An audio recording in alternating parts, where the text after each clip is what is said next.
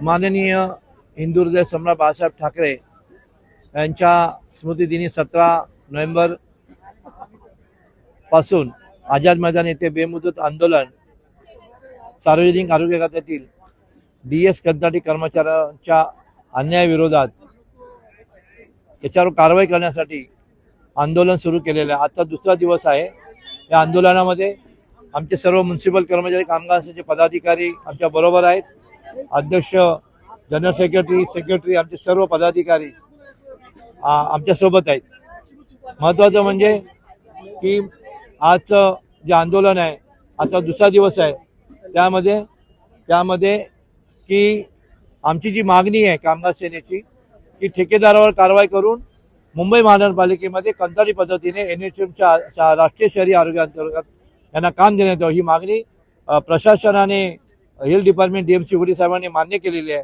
त्यांना आम्ही सांगितलं किती दिवसात आणि इम्प्लिमेंट करणार, तर सरकारने जसं आदेश दिला त्याप्रमाणे आम्ही काम करणार जसं सांगितलं। आम्ही सरकारच्या आदेशाची वाट बघतोय। सरकारने तर आदेश दिलेला आहे की कारवाई करा म्हणून, तर दुसरा आदेश जर यांच्यावर काम नियोजन करण्यासाठी जर आदेश दिले तर आमचं आंदोलन मागे घेण्यात येईल। त्यासाठी आम्ही उद्याची वाट बघतोय।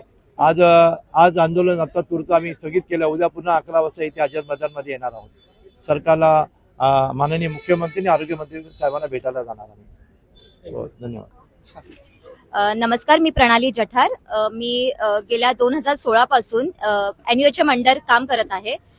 NUHM ने एक प्रोग्राम राबवलेला केंद्र शासनाने आणि इतर महानगरपालिकेने तो प्रोग्राम पे रोलवर ठेवलेला, पण मुंबई महानगरपालिकेने हा प्रोग्राम एजन्सीला दिला आणि एजन्सीने त्याच्या निमित्ताने 1200 कर्मचारी मुंबईमध्ये कामासाठी ठेवले कंत्राटी काम पद्धतीने।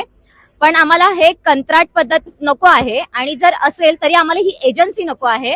आणि आमच्या आंदोलनाचा मुख्य हेतू हाच आहे की आम्हाला DS हा कर्मचारी नको आहे, कंत्राटदार, आणि आम्हाला त्या कंत्राटदाराचा निषेध करून आम्हाला मुंबई महानगरपालिकेने कंत्राटी पद्धतीने त्यांच्या महानगरपालिकेच्या अंडर घ्यावे, हीच आमची विनंती आहे।